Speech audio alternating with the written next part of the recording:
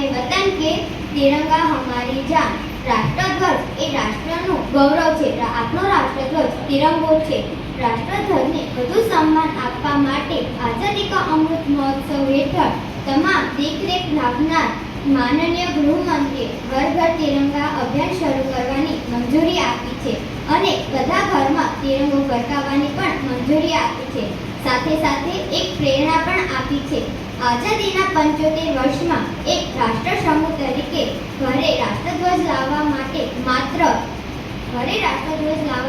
માત્ર તિરંગા સાથે વ્યક્તિગત જોડાણનું પ્રતીક નથી, પણ રાષ્ટ્ર નિર્માણની આપણા પ્રતિબદ્ધતાનું સૂત્ર પણ છે।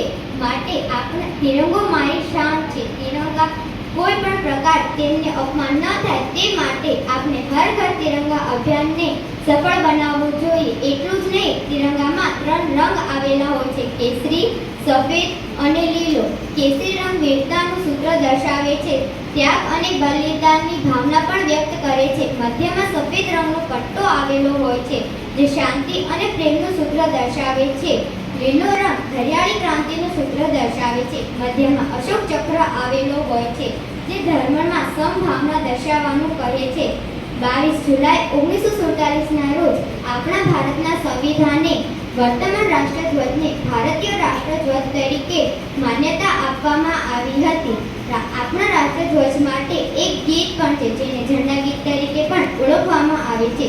ઝંડા ગીતની રચના શ્યામલાલ પ્રસાદે કરી હતી, જેના શબ્દો છે, વિજય વિશ્વ તિરંગા પ્યારા, ઝંડા ઊંચા રહે હમારા।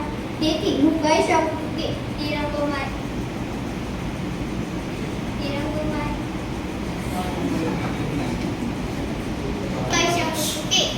મારી શાન છે, તિરંગો મારી પહેચાન છે અને તિરંગો આપના વિજયનું પ્રતીક છે।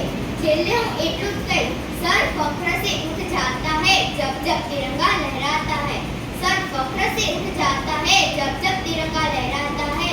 देश के वीर शहीदों की याद यह तिरंगा दिलाता है। देश के वीर शहीदों की याद यह तिरंगा दिलाता है। તેથી હું ગર્વથી કહી શકું છું કે તિરંગો મારી આસ છે, તિરંગો मेरा विश्वास है। तिरंगो मेरी आस है, तिरंगो मेरा विश्वास है। यह देश का सम्मान हमारी आज़ादी का प्रमाण है। यह देश का सम्मान हमारी आज़ादी का प्रमाण है। जय हिंद, जय